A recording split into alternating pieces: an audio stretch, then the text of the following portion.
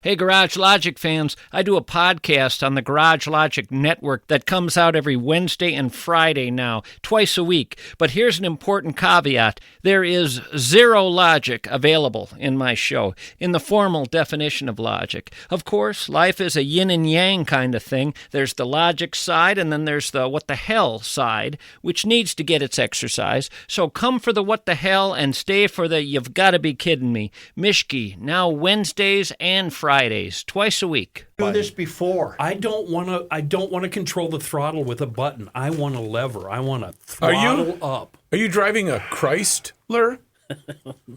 Council, I apologize. We are experiencing more technical issues. Hi, Council. Hi, Mick. Hi, Maria. How good do I sound? Hey, Mick, how good do I sound right now? I don't want to. Chris, I don't want to bend over to talk to this mic. Here's what we're going to do, by the way. Yeah, John, hi, how are you? Be quiet. Like this. Here's what we're going to do, because is anybody listening to me? Nope. No. Okay. The audio we're going to use Hi, for John. Hi, John. Yep. Chris is wound up. So what we're going to do today, everybody, hi. is we're going to exhibit an extraordinary amount of patience. And the audio that I'm going to capture is the audio that would normally be used for the town council. So even when we're in a break, we're going to behave ourselves today. Oh, that means no F-bombs, Mr. Mayor. Yeah, you guys. They always behave. Should I be in relaxed mode and kick back? Just kind of. Yes, just be quiet, please. Do I have to do non sequitur stuff today again? No, Okay. So I can blurt.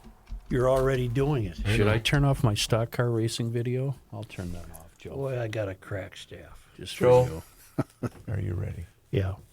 Let's do this. Mike said we're good. Wait, Well, that's me. I need some Sorry. scrap paper to write Here. on. Just take Here, it. do you want some? I got some. I want to get going. Joe, we're ready. We're rolling. Josh Arnold, investment consultant, brings you Garage Logic podcast number 1608, August 28, 2025. 94 degrees on this day at the fair in 1899 and again in 1955, and as chilly as 42 degrees on this day at the fair in 1934. Call Josh Arnold at 952-925-5608 for a free 48-minute consultation. Hail the flashlight king. And now, from the mayor's office above the boathouse on the east shore of Spoon Lake, it's Garage Logic with Chris Reavers manning Technology Corner, Kenny Olson from the Krabby Coffee Shop, John Heidt in the newsroom, and of course, the rookie. Here is your flashlight king, fireworks commissioner, and the keeper of common sense, your mayor, Joe Soucheray. If I haven't already made it clear, I'll make it clear now that I'm totally in favor of the idea that this crackpot, lunatic, evil bastard should not have been allowed to buy any guns. It's beyond my comprehension. He apparently purchased them in a pawn shop. But now I'm going to work backwards. Yesterday we said we're broken, meaning society. Okay, why are we? Well, there's decline of moral and ethical integrity. Okay, why is there that decline? And I think what it might boil down to, this is from the Service Road of Life, meandering. I believe we've normalized lunacy. I believe that I blame it on the mystery. We have had judgmentalism drilled out of our brains. We're not supposed to be judgmental. We're supposed to accept anything anybody wants to do. If a kid stands on his head all day in math class, we're supposed to say, I guess that's what he does. Somebody wants to marry a bridge. Yeah, no, I'm kicking his ass and say, sit down and learn like everybody else. Okay. But we don't do that anymore. And I blame the mystery. The mystery has been thoroughly successful in drumming judgment out of us.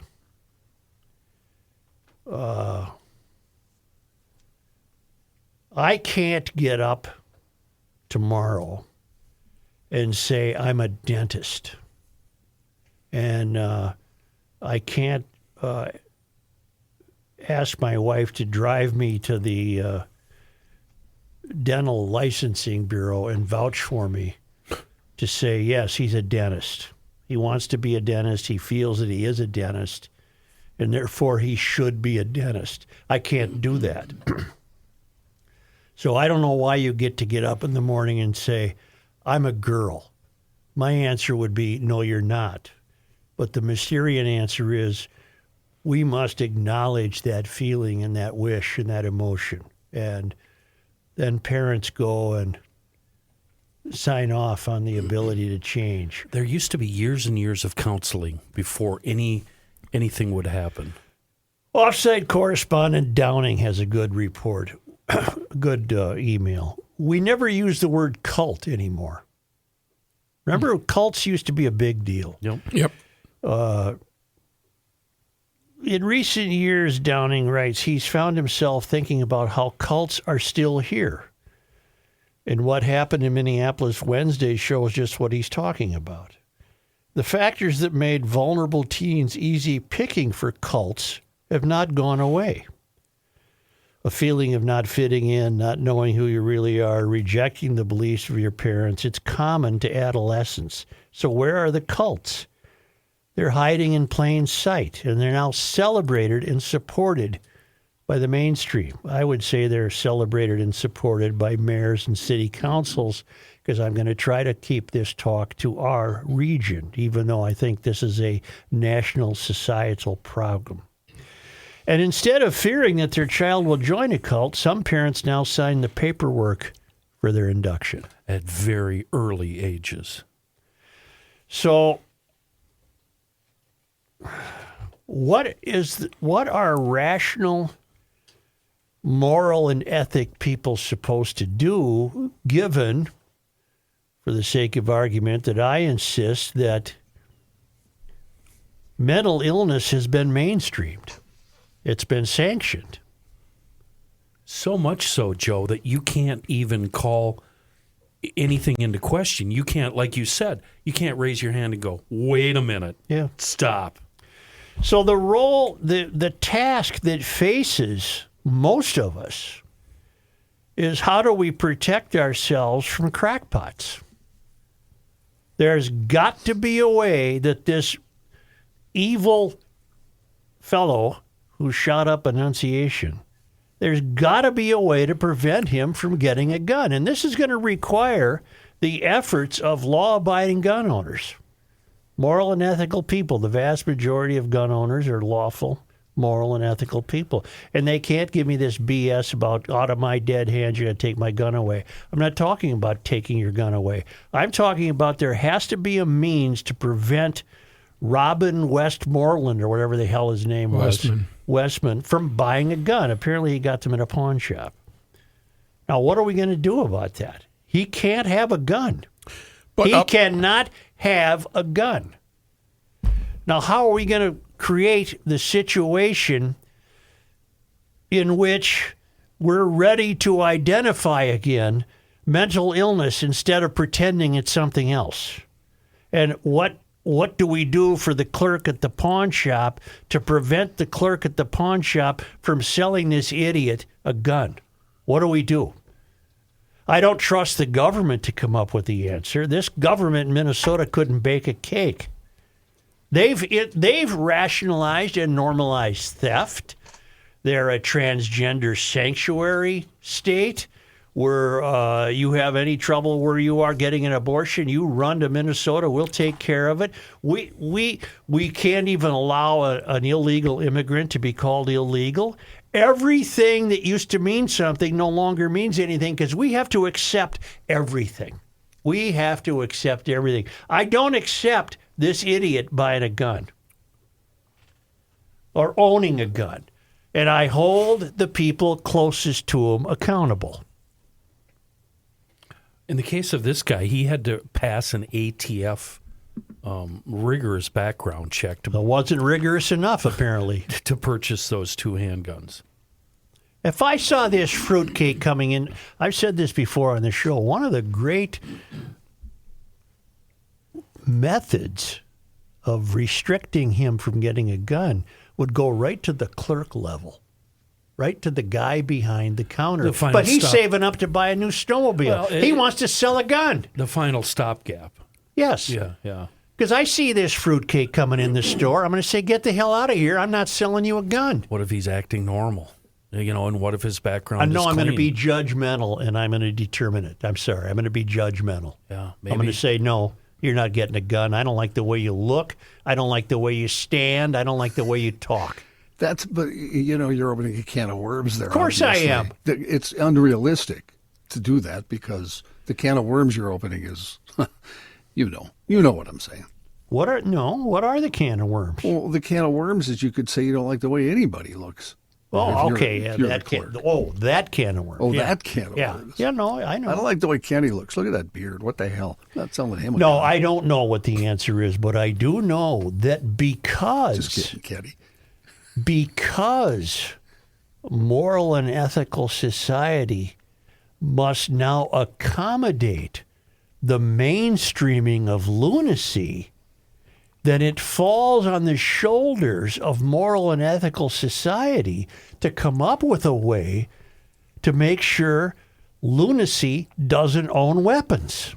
I don't know what that answer is. But that's the answer. We are in danger. Moral and ethical people are in danger because we have elected a political class, city councils and mayors in both cities, that are mainstreaming lunacy. They're mainstreaming it. We praised Fry yesterday for his initial remarks, and I continue to believe of all the things he said yesterday, they were the most heartfelt. They were real, they were instantaneous, and they were spontaneous. As the day went on, he fell back into his political persona, which said, "Let's protect our trans community. Let's worry about we don't want to offend trans people." I don't give a bleep if they're offended. We've mainstreamed obscenity. Now, there were plenty of people who saw this kid growing up who thought he was a lunatic. They didn't say anything. Why? We've had it drummed out of us. Can't judge. What his girl classmate was interviewed. I think believe she was a Hispanic girl. Yeah, on the 5 this morning. And what she said about him was shocking. He should have been institutionalized a long time ago. Now you're touching on something else, which is completely accurate. In fact, the girl you're citing, I also saw her on the news, and she had very, very deep thinking about this. Yeah. She said he was evil. Yep. She said this is satanic. Yep. She used the word satanic. She was a very insightful young woman, but she didn't do anything. She's had judgmentalism drummed out of her. Now, how could it have been prevented that this lunatic wandered into a pawn shop and loaded up on weapons? He shouldn't have been allowed to be on the street to walk into a pawn shop. He should have been institutionalized. How do you do that, though? Well, there were enough signals. There were enough signals to institutionalize this guy. But like John made the point, and I'm not fighting you, I agree with you, but I think Matthew's insane. You know what I mean? And you okay? Yeah, I was itching my nose. He's agreeing. No, I have nothing to say. You're right. Yeah. But somewhere in there, we need to find an answer. But you're right. The ATF should have known about this guy beforehand. But again, now we're getting into civil rights and Okay, but what about parents? What about mom and dad? Well, they failed miserably, and I'm sorry for them. I'm sure there was plenty of torment in this situation, but they failed. They failed. But did they before know and- he's building an arsenal, or did he keep? We don't know He if he didn't kept live them. at home. We don't know. We face a political city council people in both cities who have normalized lunacy. Don't forget senators, representatives, and the guy, the governor. They've all normalized lunacy. That is part of the mystery. Everybody is just as valuable and valid as everyone else. We're even doing it with cultures. We bring people to this country, and the first thing we do is encourage them to celebrate only their own culture. I'm not celebrating a culture where you get to kill your sister because she dated the wrong guy. That's not a good culture. I'm not celebrating a culture where we shouldn't charge anybody with rape because that's what they do at home. Go bleep yourself. This country has let it go too far. We are broken. And now I don't know how to put this horse back in the barn, but we have normalized so much lunacy that the task now facing people who are moral and ethical stewards of what's left of society, we have to figure out how to prevent lunatics from having guns. And I don't know the answer.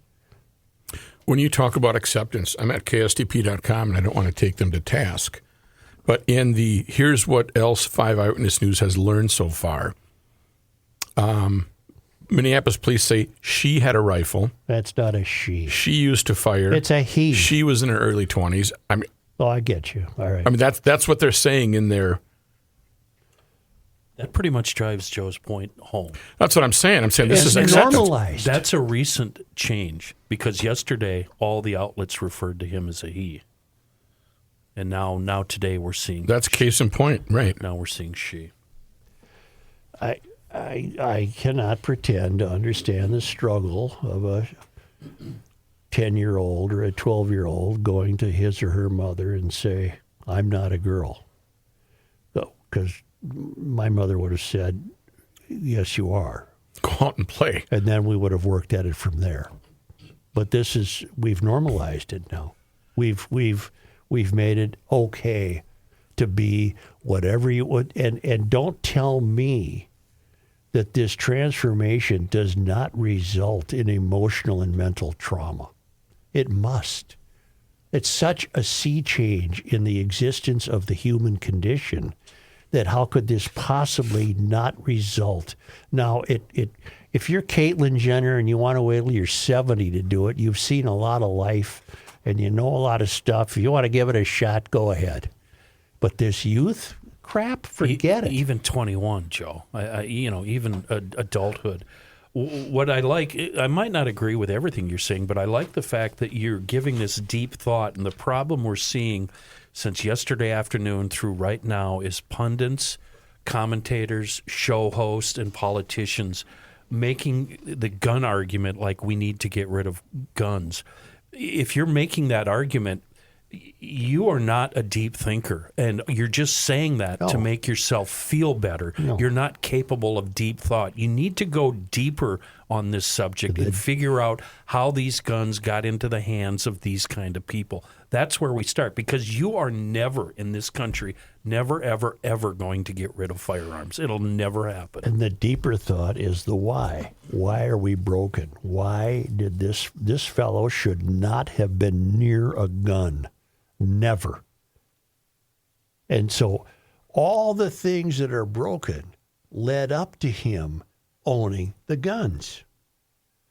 The normalization of his transformation, the putting up with his screeds that he wrote in a notebook, his standing up in school saying, Hitler, Hitler, everything else he did, all of it. What did people do? They accepted it. Yeah. The normalization of lunacy is a function of the mystery. Now, the irony is one solution, of course, would be the complete ban on guns, which does nothing except appease the people who've sanctioned lunacy. Yeah, it'll never happen. It just sanctions the people who have allowed this to happen in the first place. And as soon as you do that, you've turned a lot of the United States, I wish I had the number, into criminals. Guys like me, all of a sudden I'm a criminal. But all legal, moral, and ethical gun owners have to help us, GLers. We figured everything else out in the garage. Let's figure this out. How do you prevent that nutcase from getting his hands on a gun? How? There's got to be a way. My God, you can't get a colonoscopy test without first making the appointment and then waiting a month and then having to go to your doctor to first get a physical so that you can then go to get the colonoscopy. That's a bad analogy. Well, it is that, but there's a lot to do to prepare. You're very colon focused today for some reason. But how do you figure out who's mentally unstable enough? That's the challenge. I was just John. looking up Yep. stats. From 1966 to 2019, 77% of mass shooters had legally purchased guns. How do you figure out which of that 77%? Is there somebody with each of those people who can go, this person's nuts? You know what I mean? How do you identify that? And then you're closer to solving it, I would hope. You guys, sounds like you guys want expanded background checks. I don't know what I want. I just don't want him to have a gun. You've read enough, and I don't know if it's true, but you've read enough spy novels to know that if you're going to get into the CIA and work for the CIA, there's a lengthy background check. They're talking to family, friends, going way back. Maybe that's what you're thinking. Something like that. Okay. Expanded. And Instead of just looking at a person's record. But what kind of stipulations would you have? Have you ever had crazy thoughts? Let me add something. I apply this same belief that we've legitimized lunacy by the gangbangers who shoot each other. Because what have we done? We've legitimized crime. Hell, this state has legitimized thievery. You can go into Walgreens now and steal cosmetics, and the clerks have been trained not to deal with you. Let you go. We have legitimized destruction. We have legitimized ruinous behavior. Ruinous behavior. Can't call that immigrant illegal. Oh, well, no, he deserves to be here. Plus, as much give as him a anybody. license. Well, then be here legally. Maybe the American experiment can figure this out. They got the brains. Right now, they're focused on education because we've legitimized educational failure. We've tried money. That doesn't work. We've tried top-heavy administrations. That doesn't work. The center of the American experiment is offering the idea of how about $7,000 for kids. Let parents control $7,000 per child per year, and then let the parents choose, not walls. Let the parents choose the best education for their kids. Public, private, charter, homeschool, whatever works that's better than the state's educational system. Because you want to know on a county, you want to know why? Mm-hmm. Less than half of Minnesota students are meeting grade level benchmarks. Half. Less than half. That's statewide, not just in the urban area. Learn more at 7kforkids.com or americanexperiment.org.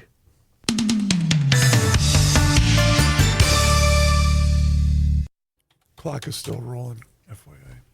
Oh, that's right. Right. How long was that segment? 21 minutes. That's what I was trying to get his attention. Good timing. What do you want from me today, Chris? Kenny, I need Seafoam. No, sorry. I need Schoonover. I need Custom. I need Pro Turf. And I need storage. Holy crap. Schoon, Right. Custom, storage, and Pro I'm missing Turf. one. Pro Turf.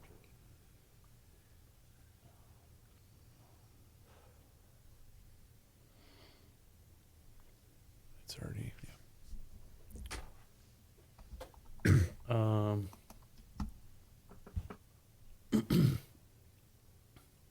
Let's do Schoonover. All right. Ready? Yeah. All right, here we go. The Earth is not your mother. The Joe Souchere Show. Everything sounds different in the studio. Sounds better, doesn't it? Sounds way better, Joe. You know what day it is? Thursday. Positive Thursday. And always, as always, it's always brought to us by Schoonover Body Works and Auto Care. They're right there in Shoreview, 1060 County Road E. Mike Schoonover took the day off, finally, for once. And I say that because I spent about 20 minutes perusing the web looking for positive reviews for Schoonover. I can give you one. Yeah, I have to report the web, the internet's chock-a-block with positive reviews. But one of them I read was a guy saying Mike himself called a customer on a Saturday morning. Come on. To talk about the guy's car. That's why Mike has the day off. Both of you guys, I think you two have used Schoonover more than I have. We have kept the lights on in my family at Schoonover for the next 15 years. And you know what? Gabe had private stuff done, and he also had to deal with the insurance companies. Yeah. He didn't deal with the insurance companies. Not at all. Schoonover took care of everything and fought for him to get more off because they know what they can do. So it was fabulous. My across the street neighbor had the big dent in his new car. I hectored him for a month. Get to Schoonovers and take care of it. We went Wednesday, dropped the car off. He got the best price, the best estimate. The car will be fine. There's no other doubt about it. They're the best in the business. We've had GLers come to Schoonover from as far away as Duluth. Oh, hell, the gal from Upper Michigan came into town to cat sit her daughter's kitty or something. Okay. And while she was in town, she had Schoonover redo the brakes on her pickup truck. That's how good Schoonover Body Works and Auto Care is. They've been at it since 1938. They are the official body shop of GL. And check out the internets. Always rated as one of the top shops in the metro. We're talking SchoonoverBodyWorks.com. Pre-mystery, getting back to Downing's thoughts, what did people do when they believed their child had drifted off and joined a cult? What did people do? They intervened. They tried to talk sense into the kid. They didn't buy it. They didn't accept it. It wasn't normalcy. It wasn't mainstreamed. They tried to go fetch the kid from the hippie compound. Oh, my God. You just triggered something. I wish I knew her name. There's a famous actress whose son or daughter started getting mixed up with Charlie Manson. Maybe John it was the remembers woman who was had the detective show. She was a big woman with short, kind of blonde, gray hair. Who am I thinking of? I don't know, but she grabbed moved her kid. to Europe. She moved all off the country. That's what we're missing in this. Murder, She Wrote. Angela Lansbury. Oh, who was something else as a young Va va voom. Well, let's not go there. 25. I think she took the kid and moved to Europe, Ireland or England. Yeah, yeah. And that's what we need. But that's what people used to do because the lunacy. Today, Manson would be a cult hero. Boy. Well, There's nothing wrong with living like Charles Manson. look at what they did with the college shooter. The good-looking guy. Oh, he's so cute. He's so cute. Oh, look at that. You're right. No, what about this crackpot that shot the United Health guy? Yeah. Yeah. Same thing. Yep. We can't judge. You can't judge. But there's got to be a way to keep that crackpot from owning a gun. I don't know. That's a tough one. Okay, here's why it's tough. The train has so far left the station we can't see it anymore. So that's left us all behind in the village. Here we are. We don't intend to shoot anybody. We try to maintain some moral and ethical clarity in our lives. We fulfill the civil contract. And you're in danger walking down the street because a lunatic who's been mainstreamed could very well have a gun. We don't know what to do about that. We have to fix that. That GL has to come up with an answer for that. It's a privilege, not a right, which we always say about driving. And it's the same thing with gangbangers shooting each other. They're shooting each other because more or less we've normalized crime. We've said, oh, they're just oppressed and they're victimized, and it's been a result of a systemic racial oppressive upbringing, and they shouldn't be punished for that. BS. The faster morality gets out of there, the better. We have lost it, folks. We're broken. We have let too much be normalized. We can't get it back. That's why we have to figure out how to protect ourselves and keep these people from owning guns. I don't know the answer. You'll never keep the firearms out of the hands of criminals, ever. Well, and like Kenny said, you're going to get major pushback from... Criminals usually just use them to commit crimes. I'm talking about nutcases. Yeah. You go rob a bank, and you don't shoot anybody, that's one thing. But if you own an arsenal and then you write diaries about it and you express affection for the ammunition and your gibberish indicates you're completely insane, somebody didn't catch that? Somebody didn't catch that? Well, no, it's certainly not on the same level as losing 2 children yesterday. But nobody caught the theft of $1 billion from the state. Nobody because they didn't want to offend. Because you bought the idea that this idiot was feeding 5,000 kids at a corner store the size of your bathroom. You bought that? We are so broken that I don't know how in the hell we're going to fix it. I would say that short of anything else, the background checks must include a psychiatric dimension somehow. I don't know. Is that reasonable? And not a government psychiatrist. What's the first step or one of the first steps to get this thing back on track? The voting booth. Meaning we've fixed voting that didn't need fixing? No, we've elected the wrong people, and the wrong people have taken over politics. Yeah. But that still doesn't solve our problem with the... But it would help. It would help. Well, good luck in this town. This state is pretty much ruined, and you got a governor and a legislature to thank for it, and city councils and 2 mayors. It's a dreadful, dreadful situation. Too much insanity has been normalized, mainstreamed, accepted. Don't you judge. Why shouldn't I judge? People judge every day. We just don't judge anymore on the stuff we should be judgmental about. Yeah, people are afraid to say, wait a minute. Wait a minute. Hold on, wait a minute. That's the problem. Now, there was a divorce in this lunatic's family. I don't know what role that played, if any. We're at a loss to understand how this fellow could have flowered into such a thorough lunatic. Yeah, the divorce dynamic, I think, is different in every single family. Yeah, I'm just mentioning it because more and more about his past is coming up. Spent 2 years at St. Thomas Academy. Saw that. Not happy about that. Then he it's 2 years at Holy Angels? I do not know where he went after that. I know he left St. Thomas Academy. And these kids, they've all been brainwashed. Don't you dare say a thing about somebody else.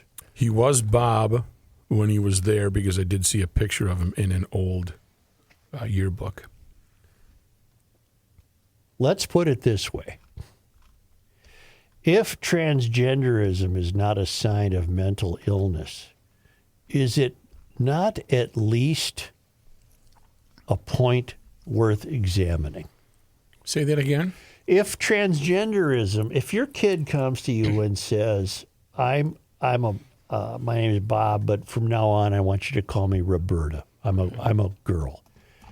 If that in itself is not mental illness, okay, I'll go with you there. If that's not mental illness, then isn't it at least a starting off point for serious introspective discussions with your child and possibly getting some help to understand why he feels that way?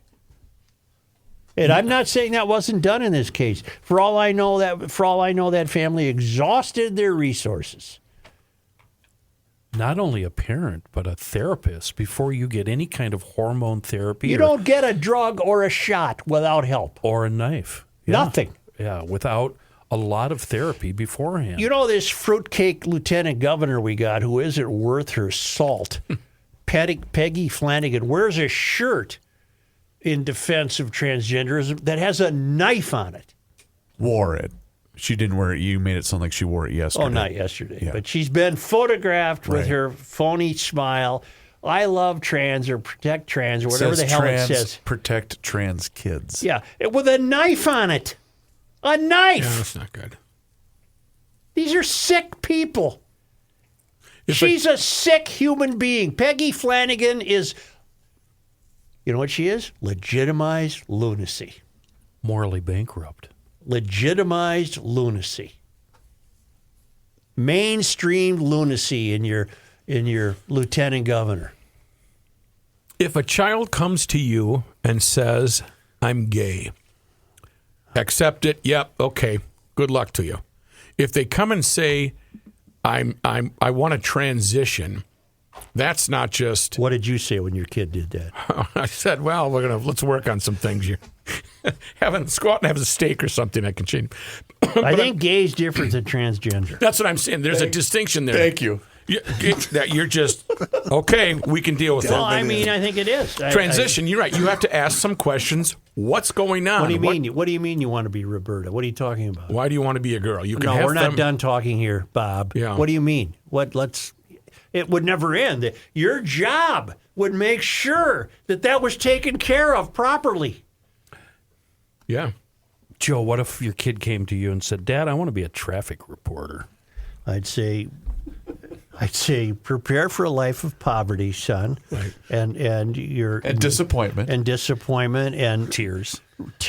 and sometimes even irrational raging and lashing out at your coworkers and behaving in such a way that they never know which Kenny will show up. Joe, will you be my dad? Who's your daddy? I could have Who's your used daddy? you. Could have used you a long time ago. He's got enough kids, believe me. What's the old Mark Twain saying? At 17, I was embarrassed at how stupid my father was. Yeah. By the time I was 23, I was amazed at how smart he'd gotten. Yeah. Now, let's take a time out, okay? You know what this just tells me? We are nuts. Boy, are You we are. ever. And the whole world is The nuts. whole world is nuts. Where can I get good nuts, though? I want nuts to eat, though. How about the state fair? Stop by the is it Heritage Square? Is that what we call it? Heritage Square, I call yeah. it the Teen Center. You go over there, over by the teen center. That's what it was. Okay, You know all what it was? Teen Land. Got it. Back in '66. Like the women's section is now Variety. All of that applies to this ad I'm trying to do for We Are Nuts and We Are Nuts. The Nuts MN. guys know this. Absolutely. Mr. Nut is my age. Go check out the big deal. It's the brand new State Fair only special for We Are Nuts that's over there in their booth, right by the Blue Barn over there on Heritage Square. And you know what? If you're not able to make it to the State Fair, check them out. You can see them at Fratelloni's Hardware and Garden Stores, Max Hardware, Lunds and Byerly's, and also Kowalski's. It's a wonderful family-owned operation that makes the best handcrafted snacks right here in the great state of Minnesota over there in Minneapolis. And you know what? I've convinced many people, John Heidt included, about the maple bourbon toffee almonds. It's a fantastic snack, Joe, to wind down the day. You don't need that bowl of ice Wind her cream. down. You want those almonds. Maybe put the almonds in your ice cream. I don't care. I'm not here to judge. I am not here to judge. But you can also place your order online at wearenutsmn.com. And when you do so, please mention that you heard about them right here on the Garage Logic Podcast.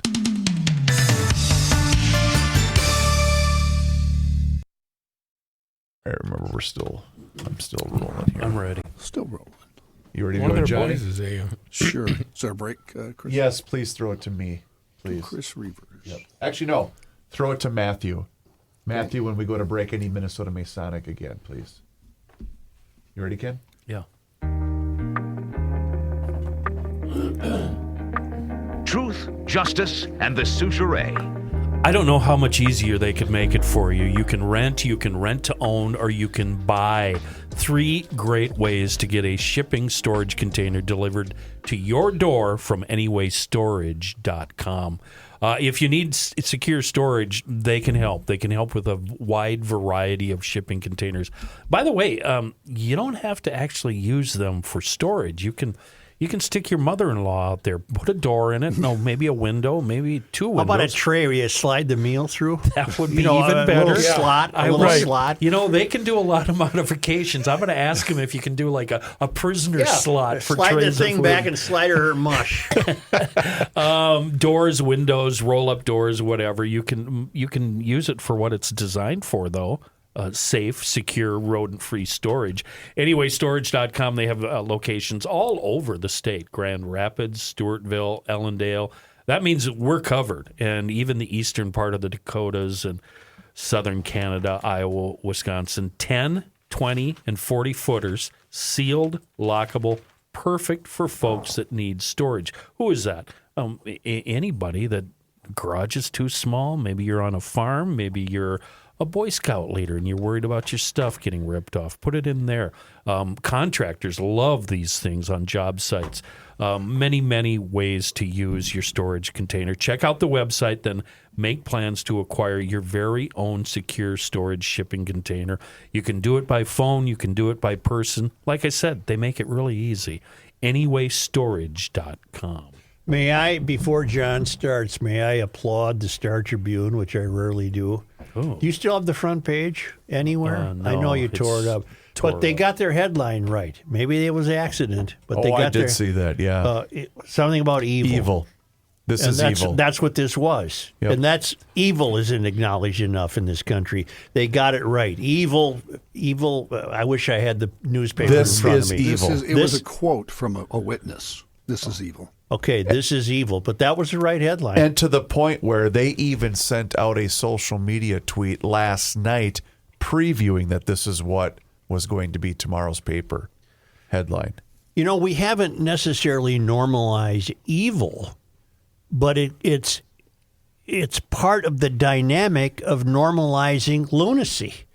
When you normalize lunacy, you're going to end up with evil. Right, Johnny Heidt, in your newsroom? Sure. All right. I bet you want news now, don't you? Yes. This news is brought to you by North American Banking Company. Annunciation Catholic Church, school and church will be closed for the rest of the week after that shooting yesterday. 9 victims of the shooting remained at HCMC in Minneapolis this morning, including 5 children. 1 child remains in critical condition, 1 adult and 1 child in serious condition. 1 patient had already been discharged, and HCMC officials hoped another 1 or 2 would go home today. Several vigils were held around the Twin Cities last night as community members continued to grieve the attack. Archbishop Bernard Hebda says condolences have come in from around the world, including from Pope Leo. The Basilica of St. Mary's says it will hold an ecumenical and interfaith prayer service for the Annunciation Catholic School tragedy tonight at 5:30. Minneapolis created an Annunciation Response Fund, with the Minneapolis Foundation establishing a text-to-donate line. Anyone who wants to donate to support the victims can text ACF1 to 41444. The Uvalde Foundation for Kids has launched a national initiative to provide financial support for the families of the 2 kids who were killed at Annunciation. The funds will help with burial, memorial, and general expenses for the families. Governor Tim Walz and President Donald Trump have both ordered flags at half-staff across the state and the rest of the country. The FBI says they're investigating the shooting as an act of domestic terrorism and hate crime targeting Catholics. I can't speak for the families who lost children, but it would be my intuition that the last thing on their mind right now is money. Yeah. Meanwhile, officials this morning identified the man who died from midday gunfire earlier this week near Lake Street, Minneapolis. That shooting also wounded 6 others. 35-year-old Gregory Doyle Sweeten was killed from a gunshot wound to the head from a rifle early Tuesday afternoon on Clinton Avenue South, just north of East Lake Street. Police Chief Brian O'Hara said 2 people have been arrested in connection with helping in the shooting, although the shooter remains at large. Charges against the 2 have yet to be filed as of this morning. From the Pioneer Press, with family at her side, St. Paul City Council's newest member, Molly Coleman, took the oath of office yesterday at City Hall. Coleman said her predecessor, Council President Mitra Jalali, had set a high bar for progressive leadership and that she had, in her words, very big shoes to fill. Progressive leadership is what's leading us down the wrong road. Progressively getting worse. What has gotten better with progressive leadership? What? Name me something. What? Fraud. Oh, being non-judgmental's gotten better. Fraud. Trans benefits. Fraud's got better. Yeah. Better treatment of trans. Shootings have increased. Theft is okay from a drugstore. What's gotten better with progressivism? Would somebody explain to me? I'll be glad to be converted. What's better? I'm sorry, John, go ahead. Thanks. In a brief speech after her swearing in, she outlined what she said were the main reasons she decided to run. Quote, the first, I love the city of St. Paul. The second, I believe that we have a duty to build an economically just city. And third, I believe that we have an obligation to build a functional democracy. Coleman is the daughter of former St. Paul Mayor Chris Coleman, representing Ward 4, which includes Hamlin Midway, Merriam Park, St. Anthony Park, and parts of McAllister, Groveland, and Como. Harvard Law School graduate and founder of the progressive court reform nonprofit People's Parity Project, won in an August 12th special election with 52% of the vote. Since her share of the vote exceeded the 50% mark, St. Paul's ranked choice voting process did not kick in. The Ward 4 seat was open after Jalali left the council in March. What does economic justice mean to a progressive? I don't know what that means. A federal judge has thrown out a lawsuit that tried to stop a ban on so-called forever chemicals in Minnesota. The chemicals, known as PFAS, are no longer allowed in products like cookware, carpets, and cosmetics, thanks to a state law that went into effect in January. Days after that law took effect, the Cookware Sustainability Alliance filed a lawsuit that argued the measure discriminates against out-of-state commerce. The judge rejected that argument, saying the law applies equally to manufacturers in and out of Minnesota, and dismissed the lawsuit. And a pair of Minnesota pharmacists are suing the state and Walgreens, claiming they were punished for declining to dispense drugs that caused abortions or facilitate gender transition. The lawsuit, filed by the Upper Midwest Law Center, says both pharmacists have deep religious objections to dispensing those types of prescriptions and had colleagues fill them for years. However, they claim that Walgreens recently told them that religious accommodations violated Minnesota law. Walgreens subsequently fired one of the pharmacists and sharply reduced the other's hours, according to the filing.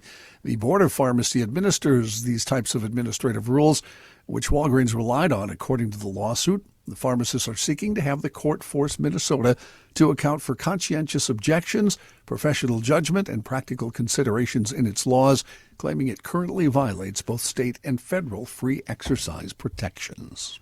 Before you go to break, Johnny, it's been a frustrating morning. I can't play anything from this computer.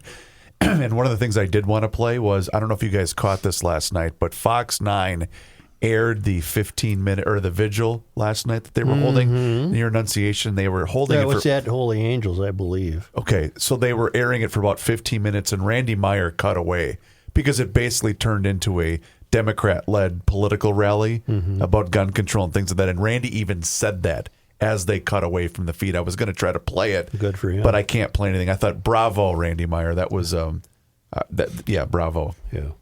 Why don't we take a quick... Hold on. That has a tendency to... Didn't that happen at Wellstone's funeral? Kenny, that's the exact same type of feeling you get when you watch that. That's like Governor Ventura walked out of there. Nothing was about the kids, the families. It was just all about guns and guns and guns. What about George? Well, that kid shouldn't have owned guns. I That's agree, For sure. but- What about the George Floyd funeral? Did that turn political or not? Yes.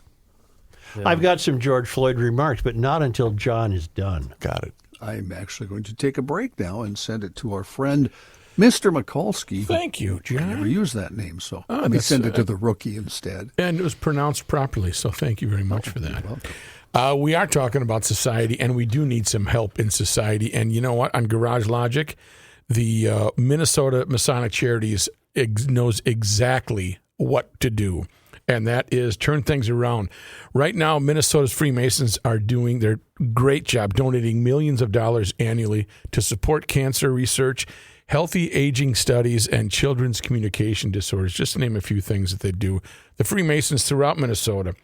They're working together to make the world a better place, focusing on core values, authentic friendship, personal growth, and helping those in need. If you want to learn more, there's a website, mnfreemasons.org. Also, they have something called the Masonic Civility Project. Now, they just had one last Monday in Red Wing, and they're going to be doing some more things. The Civility Project is aimed at rediscovering the power of respect, empathy, and connection. The initiative invites the next generation to claim civility through real conversations, timeless etiquette, and building community. If you want to learn more about the next Civility Project, check them out online, mnmasoniccharities.org, and then there's a / Civility Project, not civility, mnmasoniccharities.org / Civility Project. Thank you.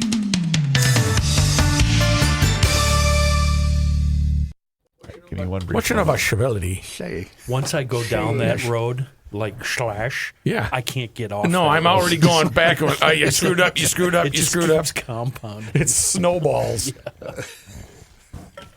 You know about snowballing? Well, Kenny's going to do it Got her. as we return to programming, and then you're going to read the GLer of the week, and then we're going to go back to John. hold on. I have to dig one up here.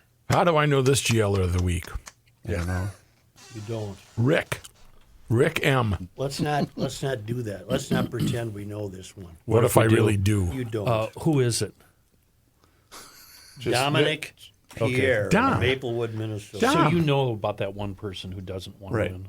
I've informed the staff. Okay, good. Wait, if we get a winner, there's a certain winner who doesn't want to be identified? It's already Correct. Joe, you're on a need to know basis. Correct. Somebody we know. Yeah, it is. Remember when Tom said to us, every time you bring me up, my phone stops ringing? Yeah. Yeah, it's one of those deals. You ready? Yeah. Ken? You good? Oh, okay. Here's a guy. Yep. You got her. Have a It's the feeling end. it's coming. It's the end of the world as we know it, and he feels fine. Joe Souchelet. I'm working my way through my 6th bag of French roast from customroasting.net. And you know what? I'm going to ask you guys to do a comparison test. If you're drinking coffee like I was from that company out in Seattle, and I defended them, and I loved their coffee. And I didn't realize that their coffee was garbage until I opened up this French roast from customroasting.net. It's so smooth and so delightful.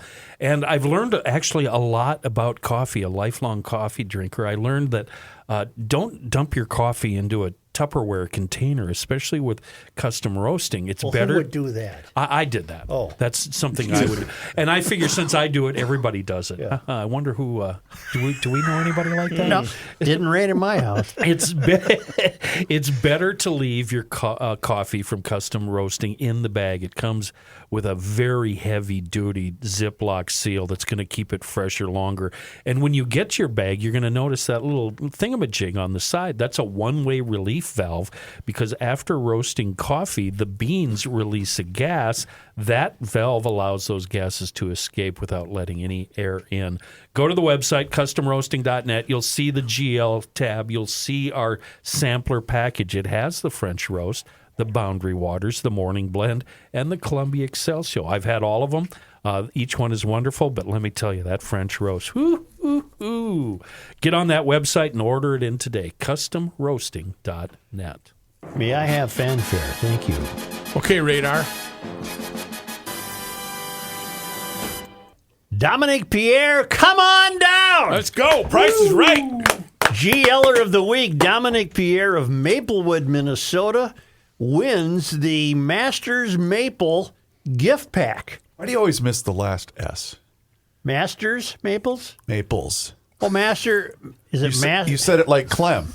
That'd be Master Maple. Master Maple. That's the maple. It's Masters Maples. There you go. 2 S's. That's right. Masters Well, Maples. technically 3. And Dominic Pierre of Maplewood, Minnesota, you please read on Thursday's pod. We're like a Dominic here is the Spear. GLer of the week, Dominic Pierre of Maplewood, Minnesota. Congratulations, Dominic. You want a shipping address? Nope. Okay. Don't give that on the show. And that's great. You get the syrup and the seasonings. And, the seasonings are It's fabulous. wonderful stuff, Dominic. Thank you very much. We'd like to have a congratulations to Dominic Pierre's. I want a name like Dominic Pierre. Hey, It's a nice name. I mean, John Heidt is just silly. It's Pretty lame, so yeah. German, isn't Doesn't it? do anything for very me. Germanic, yes. Very Precise. In national and international news, Russia pounded Ukraine with deadly missiles and drone strikes early today with a sweeping attack that President Vladimir Zelensky said was Moscow's answer to diplomatic efforts to end the war. At least 18 people, including 4 children, killed in the capital. As the sun rose, rescuers dug through a wrecked block of Kyiv's left bank and pulled at least 2 bodies from the rubble. The strikes damaged the European Union's mission and British consul offices in the city. The European Union in London summoned Russian envoys to protest. There were no reports of casualties at those 2 sites. Russia said its attack had hit military, industrial facilities and air bases, and that Ukraine had also attacked Russian targets. The Kremlin said it was still interested in pursuing peace talks. Chaos and disarray at the CDC. The Trump administration said it fired the director of the Centers for Disease Control and Prevention yesterday. That is Susan Menares, just hours after she refused to resign under pressure. All of this comes only a month after she was confirmed for the position. Her attempted firing prompted a leadership exodus from the CDC, including at least 4 top officials from the organization. A statement from Menares accused Health Secretary Robert F. Kennedy Jr. of weaponizing public health for political gain and putting millions of American lives at risk by purging health officials from the U.S. government. After the statement about her firing, 4 other senior career officials at the CDC resigned, including the chief medical officer and deputy director for the program in science, Deb Horry, the director of the National Center for Emergent and Zoonotic Infectious Diseases, Dan Jernigan, director of the National Center for Immunization and Respiratory Diseases, Dmitry Daskalis, and they sent emails to colleagues Wednesday night informing them they'd submitted their resignations, each mentioning changing policies at the CDC. When you're discussing the normalization of lunacy, it doesn't help to have Trump as president. Thank you. Okay. Federal Reserve Governor Lisa Cook has sued the Trump administration in an effort to overturn the president's attempt to fire her, launching an unprecedented legal battle that could significantly reshape the Fed's longstanding political independence. No president has tried to fire a Fed governor in the institution's 112-year history until Trump posted a letter to his Truth social media platform late Monday saying that Cook was fired. Trump said the reason for her removal were allegations she committed mortgage fraud in 2021. The Supreme Court has signaled the president can't fire Fed officials over policy differences, but he can do so for cause, usually meaning misconduct or neglect of duty. Most legal experts say that a for-cause removal requires some type of process that would allow Cook to respond to the charges, and that hasn't happened yet. Cook has not been charged with any crimes. He's doing everything to capitalism that people would bitch about if Biden did it. He's trying to take control of it himself. The U.S. economy rebounded this spring from a first-quarter downturn due to fallout from President Trump's trade wars. In an upgrade from its first estimate in July, the Commerce Department said today U.S. gross domestic product, the nation's output of goods and services, expanded at a 3.3% annual pace from April through June, after shrinking 0.5% in the first 3 months. Even with the upward revision, private investment dropped at a 13.8% annual pace from April through June. That would be the biggest drop since the second quarter of 2020 at the height of the coronavirus pandemic. A reduction in private inventories cut almost 3.3 percentage points off second quarter GDP growth. President Trump is rebranding his big signature legislative achievement.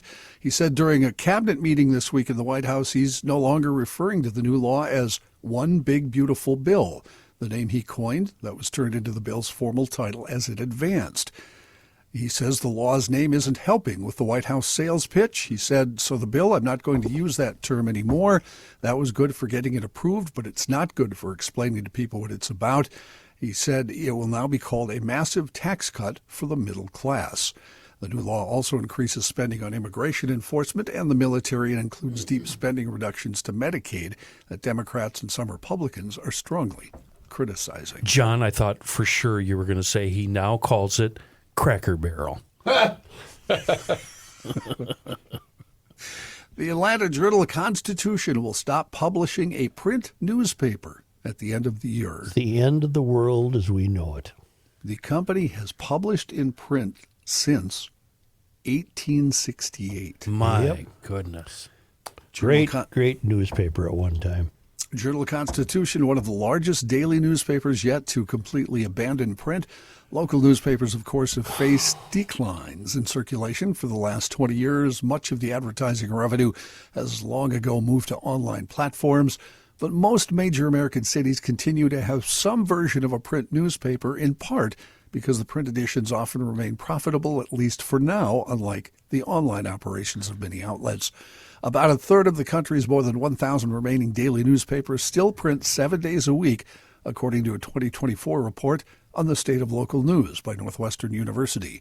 Many others have reduced their print frequency to cut costs. The same study found that about 180 newspapers that had once printed daily now put out newspapers fewer than 3 days a week.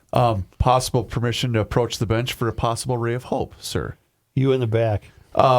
Our guy Mike Fratelloni had a very interesting thought about this. He thinks papers aren't going to become what they once were, obviously. They already haven't.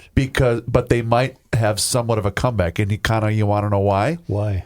Because AI is going to become so incessant on the internet and social media that nothing online is going to be believable anymore. And that the only trusted source of information is going to become print journalism. Boy, I hope that'd be quite a shift, wouldn't it? Interesting. Okay, I need advice from you, Mr. Print Master. In recent years, well, in the last year, the Star Tribune has gotten very thin. Yep. And the price is now up to $3 Yep. per, I was going to say episode, per issue. Yeah, thank you. I think it's $4 on Sunday. And John has got me hooked on going online, and there's a version online that looks exactly like the newspaper. Why should I keep paying $3 a day when I've got it online and I can print the story I want, as opposed to, show this mess Tearing it up. This is what I do every day. I tear the newspaper up. I just think that becomes... Why should I? You don't. It becomes a personal choice. I prefer to hold the paper in my hand and rather than read it on a screen. But if you want to read it on a screen, I have no complaints. Do you try to tear it up on the screen, or do you leave it alone? I wish I could. Okay. It's a habit because it took me a while. Once I went to both those versions of the Wall Street Journal. Well, every paper I read, I went to those online versions, and it took me a good month. I'm set in my ways. I got to have a newspaper in my hands. I understand. John, he completely. came in here when I was in here today. He goes, I forgot my newspaper at home. Can I have yours? And I gave him like 10. Just the scraps. Just 10 All I got was a cut up piece of paper.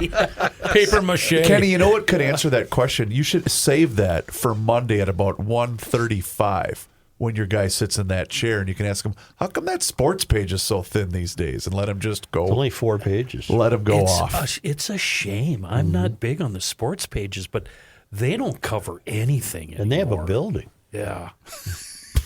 Are they sending reporters out at all? Not as often and as many as in the day. Yeah. Is no one I'm at sure this? a reporter will be going to Vikings games. I'm sure they still have a guy in the Twins beat. But, they sent Royce to the Daytona 500, the That's Indy when we 500. had money. Yeah. Hell, I went to, I covered stuff. I covered a snowmobile race. They were looking for ways to spend money. Yeah, we had our own plane. Yeah. Wow. Does no one at this table of plenty inquire in the least about my newspaper habits, whether they're electronic or... No, because you don't even read the newspaper either way. We that's all accurate. know That's you accurate. get all your news from The View. The View. What do you need to know? They're always on topic. They're John, I don't think you're done yet, are They you? condense it for you and deliver Yes, it. thank you. Denmark's foreign minister summoned the top U.S. diplomat in Copenhagen for a meeting yesterday. All of this comes after reports that at least 3 Americans tied to President Trump were conducting covert influence operations in Greenland. According to Danish government sources, the unnamed Americans have gathered info and pursued contacts to undermine Greenlanders' perceptions of Denmark. The Danish foreign minister previously summoned the acting American ambassador over reports that U.S. spy agencies were engaging in similar efforts. It's unclear if the individuals are acting independently or under the president's direction. The president, as we know, has proposed annexing the semi-autonomous Danish territory, strategically located in the Arctic Circle and rich in rare earth elements critical to emergent technologies. A January opinion poll showed 85% of Greenlanders oppose joining the U.S., although 56% support independence from Denmark, which has exercised some control over Greenland since the early 18th century. Meanwhile, at least one Republican congressman doesn't like any of this. He says the administration should not be doing it. Representative Don Bacon posted on X after hearing the news, if these allegations are true, this behavior is, quote, really dumb. Greenland and Denmark are allies. They've always been willing to have more U.S. bases and rare earth mining cooperation. Pressure from the U.S. is unnecessary, and in fact, it's harmful. Thank you, John. Uh-huh. Why don't we take a time out? You know who you can trust? My friends at North American Banking I Company. would hope so. They're a bank. Because one philosophy runs that operation, Joe. What's that? Banking done differently. Okay. They don't want to treat you like a number. Do you want to treat you? You know what? You couldn't even draw number 8 if you wanted to. No, I can't. So that's why they treat you differently at North American Banking Company. 9 is getting to be a problem, too. Anything with a loop? Anything with a circle. Are the 3s hanging in there? No, 3s are trouble. Oh, boy. Well, maybe you can turn your attention to my friends at North American Banking Company. If they can write it all for me. They could do it all right there for you. Bang, bang, boom. Yeah. Customer service is the best with North American Banking Company, and you get that experience anytime that you walk into any one of their 6 Twin Cities locations, whether it's Roseville, 50th in France, Hastings, Woodbury, Shoreview, or Maple Grove. They offer all of the services as the other big national banks. It doesn't matter whether you're looking to buy a home, maybe finance a new home renovation project, or perhaps get that new car that you've been dreaming about and you're trying to hide it from your wife. My friends at North American Banking Company are going to be able to help you out. And they do also offer all of the same online and mobile banking options as the other banks, but the key difference is you're going to get the unparalleled service of a community bank. So your first step can be checking them out online today. It's nabankco.com to learn more. It's banking done differently. North American Banking Company, member FDIC, is an equal housing lender.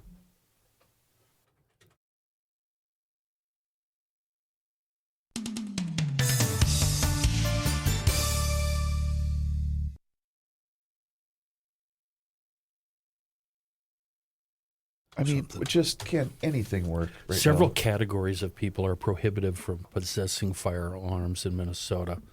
Individuals convicted of a felony or a crime of violence, individuals convicted of stalking or harassment, those that have been dishonorably discharged, fugitives from justice, and individuals not lawfully in the United States. Well, this kid had no police record at all. None of the above.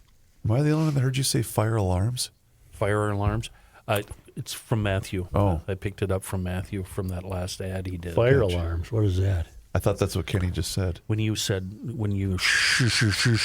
in the way, and now whatever disease you have, I have. Oh, yes. What do you got left, Soul Man? Pro Turf? Yeah. Okay. Is that it for everybody? Yes, sir. Civility project. Civility. Did you do that? Yes, I caught said it from you. Yes, I said it. We ready? If you Why wanna not? be. All right. I do. I do want to be. I can't find it. Here it is. Here's a guy. You cannot stop him. He'll just make a move. Fall Joe is the- Souchere. Whoa, sorry. Didn't mean to step on you, Ben. Fall is the best time of year. I'm going to say something here. Might get some pushback. Fall is even better than spring. Sacrilege! No. That's how I feel, and I will not apologize. You must be silenced. Fall is also one of the best times to plant shrubs, trees, and perennials. That's where professionalturf.com comes in. Perfect for root development. You don't have to wait for plants to leaf out, and it's perfect in the fall.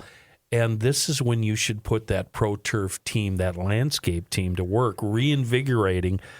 Did I say that right? I've had a problem with words today. Reinvigorating. I'm not the guy to ask. Let's get that outdoor environment of yours fixed up. That's what I meant to say.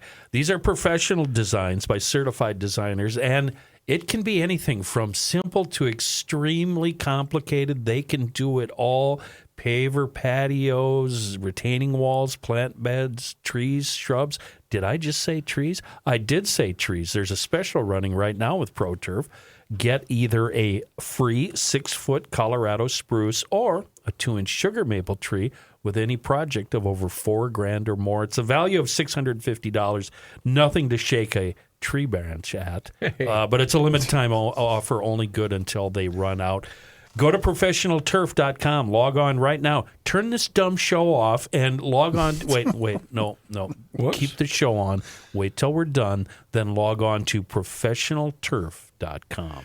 I have a question that every citizen of Minnesota should be asking, particularly in the metro.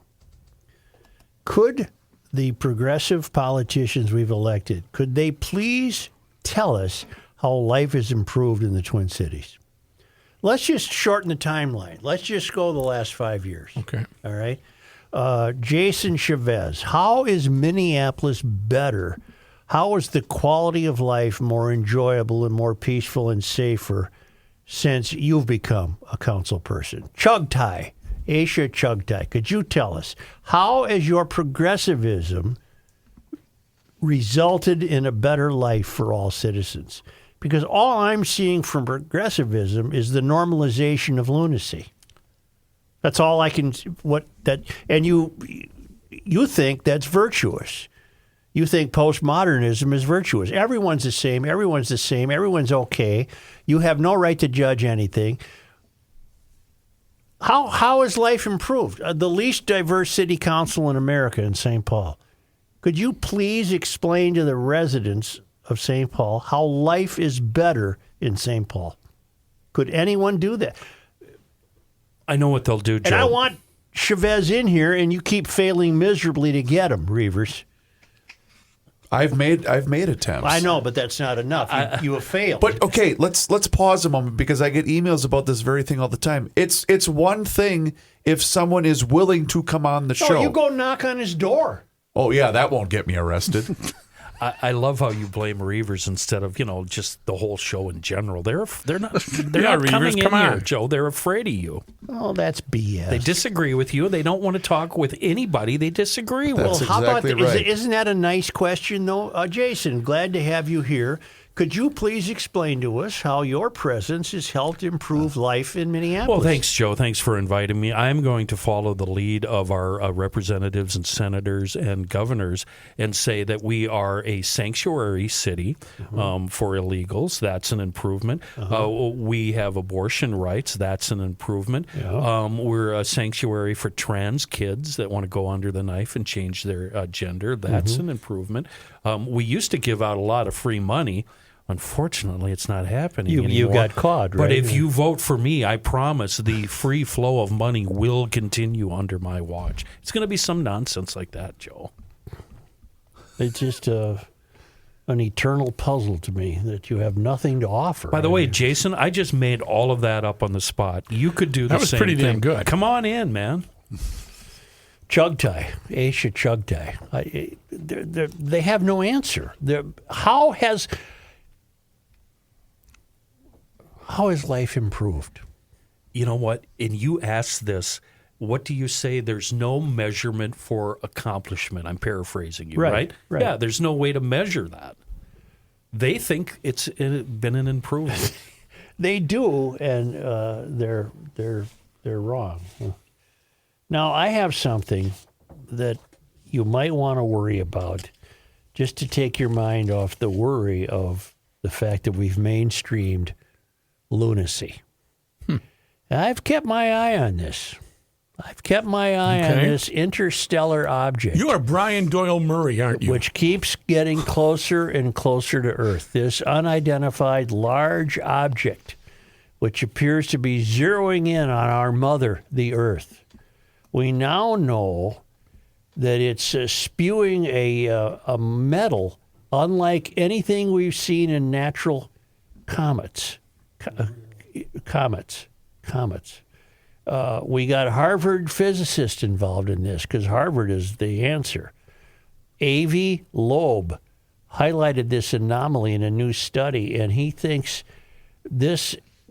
what this thing is made of is a hallmark of industrial production of nickel alloys, meaning at the factory somewhere out yonder in the universe, this was made by people or beings or whatever they are. Is this anomaly another clue for a possible technological origin of 31 Atlas? Loeb wrote. His paper suggests that chemical formation occurs through the nickel carbonyl channel, an extremely rare process in comments, but a standard technique in industrial nickel refining. So this thing's bearing down on us, and it's full of the hallmarks of something that has been traditionally and industrially created. And we're all going to melt or die or get, whatever. I don't know what's going to happen when it hits here. Maybe it'll stop just short, and it'll be that guy I've been looking for, that one being that gets will slide the door open with a megaphone and tell us you're all screwed up. Dang it, Kenny! You Did you bring it? You people are broken. It's in the truck. Oh, okay. You people are broken.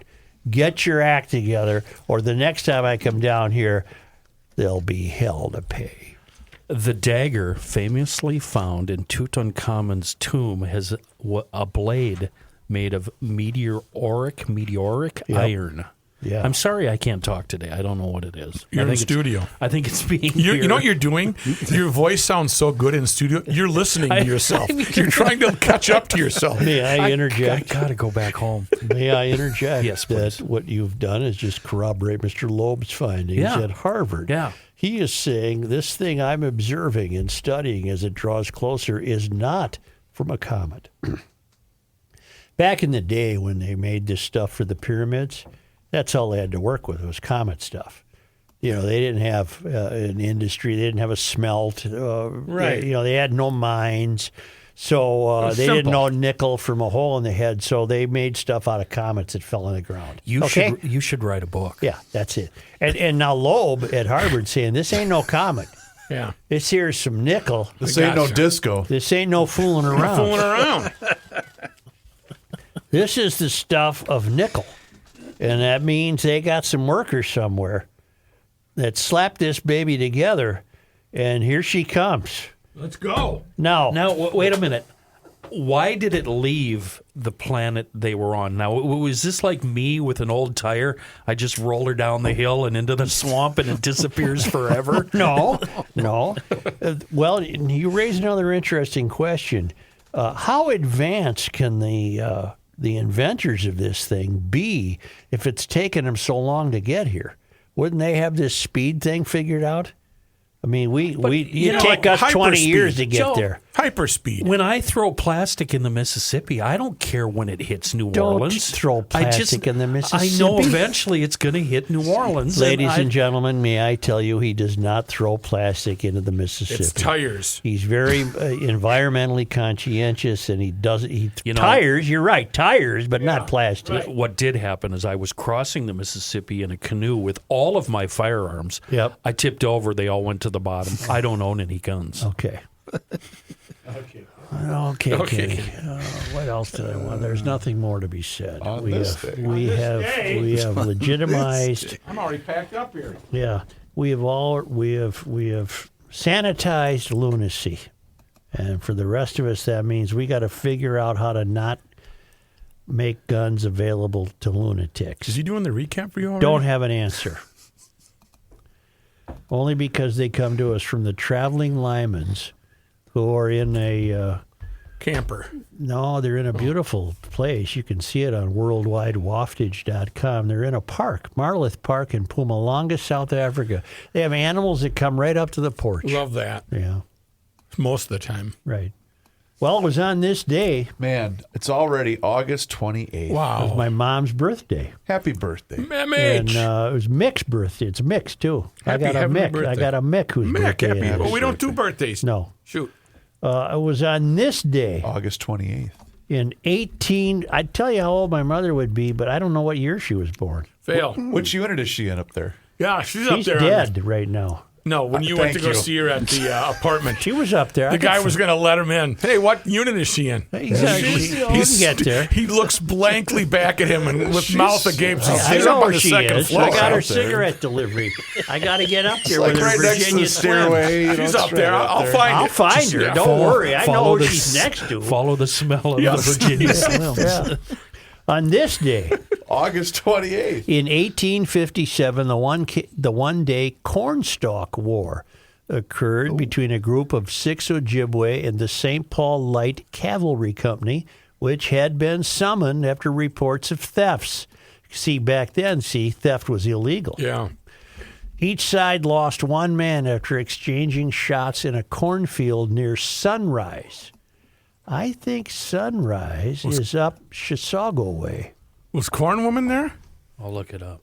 Boy, that lady last week at the fair reminded me, Matt, of Corn I know Woman. she did. I know. She You had the remember straw Corn hat. Oh, yeah, Woman. I'd remember. She would have worn what that lady was I'm going to wearing. disconnect your microphone. The look in her eyes. Did I go away? Well, let's go here. But the gal is standing there innocently, just Yeah. minding her own Yeah. business, watching the show, and all of a sudden she is the Bam. laser focus spotlight. of sewage. On this day, August 28th. in 1883, Jacob A.O. Pruss was born in Wisconsin. I don't know who that Founder is. of the Lutheran Brotherhood Fraternal Society, he served as state governor from 1921 to 1925. He died on May 24, 1961. Oh, long life. On this day, August 28th. in 1977, Come on. Lake City's Ralph Samuelson. Who was he? He played Ralph for Virginia. Samuelson. He was a farm reporter. He's a basketball guy. Attaboy, Rook. What did he say? He's a basketball He guy. was the Played for father Virginia. of water skiing. Oh. Lake City. Lake City's Ralph Samuelson, the father of water skiing, died. In 1922, Samuelson had successfully tested water skis on Lake Pepin, having fashioned skis by boiling and curving the tips of boards purchased at a local lumber yard. He was out there trying to ski around on dock planks. On a log. Look out, here he comes. Each one weighs 30 Yeah. pounds. Can you slalom? On this day in sports Not on disappointment, purpose. August 28th. sports disappointment history, this date. August 28th. In 1976, the Kicks lost the North American Soccer League Championship to Toronto 3-0. Wow. That was a disappointment. I have your answer, sir. Sunrise is north and east of North Branch. I was close. Yeah, dangerously close to the St. Croix. Yeah, I was close. And was it Ralph Sampson? Samuelson. No, the basketball guy. Oh, I don't care about him. This day in history had to do with Ralph Samuelson, the father of water skiing. He had 2 dock planks strapped to his feet, and he wore ski boots, I think. And he sunk a few times, but they brought him back to got the him. surface, and he Planks. dock planks. Yeah. Thank you. Is there another show coming up today? Yeah, there is. And let's Well, wrap, what's the hurry here? let's wrap this Hey. up with the big plug for the Garage Come on Logic in, YouTube Pat. channel. And also, by the way, This on that ain't YouTube Friday. channel, you can watch the show each and every single day, Not starting today. right at noon. Yeah. Yeah. Actually, you Anyway. could watch the show today. We just had... But it's going to be like in doesn't one matter. of those old Chinese movies where the audio is going to be off by half a second. But, Father, it is time to clean the garage. I'm going to do this to Rookie right now so I can wrap up this It's show. like that anyway. Oh, wait, And one you more can annoyance. Also, One more. oh my God. I'm No, done. this is a great point. That's great. The Kelsey Swift engagement this is from Brian Maturi, is the most proof yet to my theory that the NFL is morphing into a reality TV show. There you That's go. true. You called That's it, Joe. correct. I did call it years ago. And make sure you come out and see us live at the Minnesota State Fair tomorrow at 1:15 to 2:15. Let's have some fun. At the KSTP building, the Channel 5 building, and the talk shop will be open. And if you're not at the fair, find our gear at garagelogic.com. Chris